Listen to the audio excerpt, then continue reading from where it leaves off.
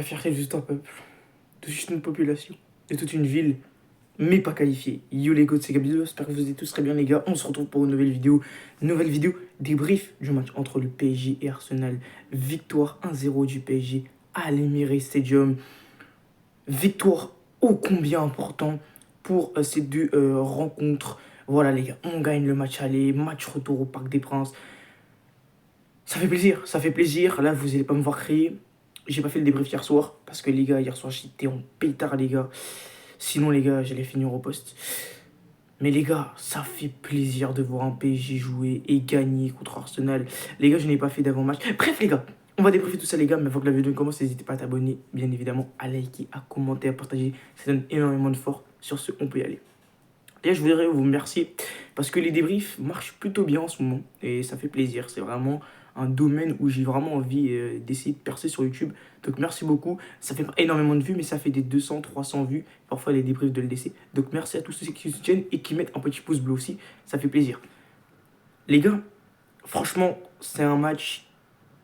Pour moi, là, hein, je vous mens pas.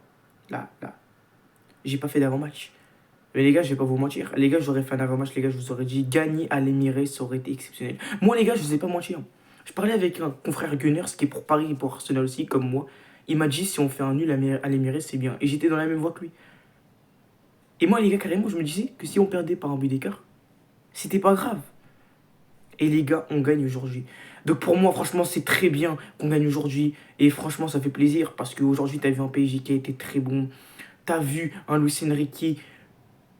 T'as vu des chiens sur le terrain. Voilà, t'as vu des chiens. T'as vu une équipe qui était soudée, qui se battait ensemble, un pour un, tous pour tous, les gars. Qui se battait pour essayer d'être qualifiés. Bref, les gars, t'as vu une équipe aujourd'hui. T'as vu un collectif qui se donne, où tout le monde se donne. Où tout le monde se donne, les gars. T'as vu un collectif, t'as vu une équipe se battre ensemble, les gars. Et ça fait plaisir. Même si Arsenal aujourd'hui pour moi m'a franchement étonné. Les gars, vous allez me dire je suis pour qui, etc. Les gars, je suis pour le PSG. Je supporte Arsenal et le PSG, les gars. Mais j'étais clairement pour le PSG vu que Paris c'est ma ville, c'est là où j'habite. Et Paris passera avant tout. Mais franchement, Arsenal, les gars, je vais pas vous mentir, hein. Aujourd'hui m'a étonné. Parce que Arsenal en première mi-temps, ils n'ont pas joué. Ils n'ont pas joué une minute.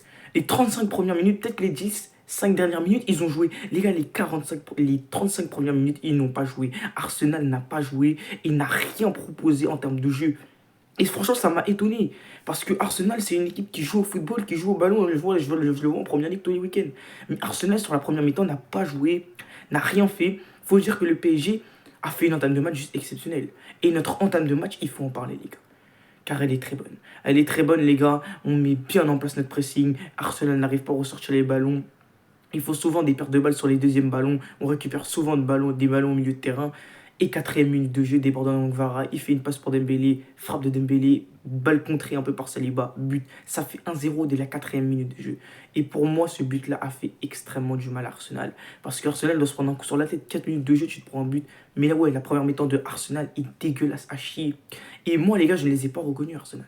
Je ne les ai pas reconnus. La première mi-temps, ils n'ont pas joué. Encore la deuxième, les gars, je trouve qu'ils ont joué. Mais la première mi-temps, Arsenal n'a pas joué. Et c'est là où j'ai rentré dans un aspect où, pour moi, la première mi-temps d'Arsenal, c'est là où ils devaient faire la meilleure mi-temps. Parce que, les gars, si tu regardes bien sur le banc de touche d'Arsenal, et c'est ça le problème de Arsenal cette saison, c'est le banc de touche. La profondeur de banc, car la profondeur de banc est clairement insuffisante. Parce que c'est-à-dire que quand un joueur rentre, quand un joueur du banc de touche rentre sur le terrain, tu perds en qualité. Tu perds en qualité d'effectif pur. Et pour moi, c'est là où Arsenal aurait dû être meilleur. C'est qu'ils auraient dû faire une première mi-temps, essayer de marquer des buts. Et pourquoi pas en deuxième, faire reposer des joueurs en faisant rentrer d'autres s'ils avaient ouvert le score. Mais là, les gars, Arsenal a fait une mauvaise première mi-temps. Ils se sont quand même donnés car ils ont défendu. Et deuxième mi-temps, bah logiquement, quand tu fais rentrer des joueurs qui sont sur le banc de touche, tu perds en qualité. Tu perds en qualité. Et à ça, pour moi, Arsenal l'a payé. Arsenal l'a payé. Parce que Arsenal, quand par exemple, il y a un Martinelli qui est fatigué, t'as qui pour le remplacer? T'as que des bébés sur le banc de touche, Arsenal. Donc pour moi, c'est ça qui a changé. Et pour moi, si Arsenal avait une meilleure profondeur de banc, peut-être qu'il n'y aurait pas forcément eu ce score, tu vois. Parce que non, Eric qui est rentré, il a rien fait. Donc ouais, Franchement, première mi-temps, Arsenal catastrophique. Nous, on fait une très bonne première mi-temps. Et deuxième mi-temps, on fait une bonne deuxième mi-temps aussi. Moins bonne que la première, mais on fait une bonne première mi-temps. Et franchement, les gars, à part les coups de pied arrêtés à Arsenal et à part Bukayo Saka qui a apporté du danger, qu'est-ce qui a apporté du danger réellement à Arsenal? Parce que les gars, on n'a pas du tout été inquiétés. Hein. On n'a pas du tout été inquiétés. Et en plus de ça, t'as un Donnarumma qui nous sort des grands arrêts et qui nous sauve clairement la vie. Parce que les gars, s'il n'y a pas de Donnarumma aujourd'hui, il y a match nul ou défaite pour Paris.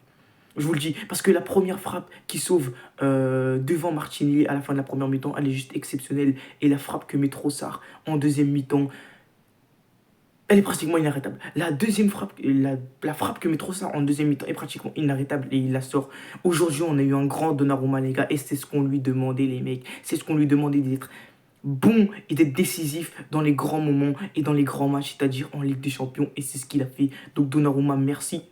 De toute façon, on va passer aux individualités. Mais ouais, dans le global, un match qui aura été maîtrisé de la part du PSG.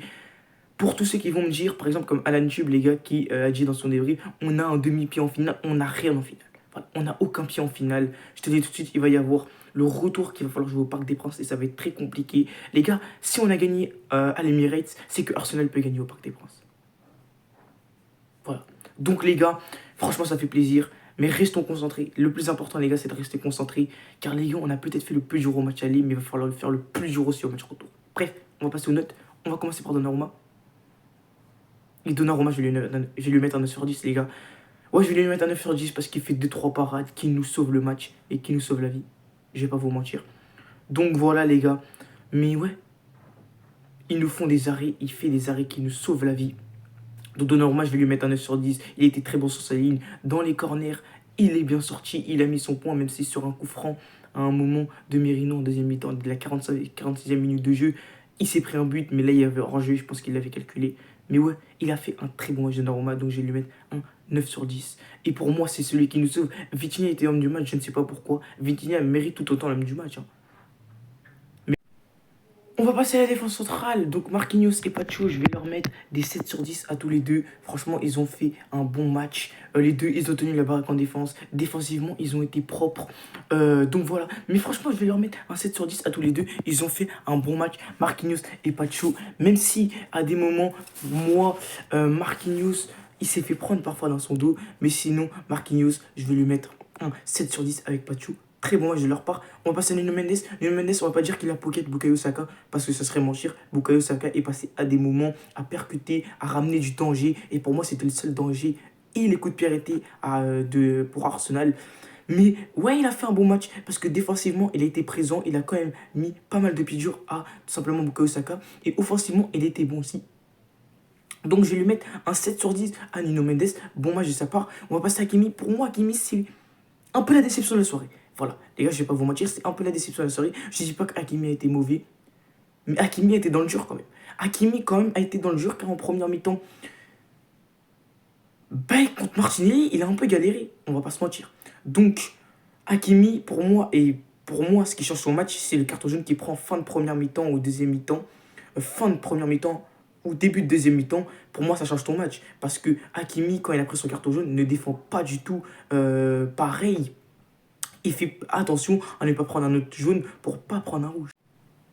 Donc ouais, Hakimi, c'est plutôt mitigé, car en première mi-temps, il n'a pas fait une très bonne première mi-temps, et où il était très débordé par Martinelli, et deuxième mi-temps, le carton jaune qui s'est pris, je crois, pour moi, gâche la deuxième mi-temps, vu qu'il ne peut plus défendre comme il défendait s'il n'avait pas pris de carton jaune. Donc je vais lui mettre un 6 sur 10 à Hakimi, il n'a pas fait un match de fou, il apporte offensivement, mais défensivement, ça a été très compliqué, surtout contre Martinelli. Martinelli, pour moi, c'est pas non plus le meilleur attaquant gauche du monde, ce n'est pas Vinicius. Donc, je vais lui mettre un 6 sur 10 à tout simplement Monsieur Hakimi. On va passer au milieu de terrain, on va commencer par Joao Neves.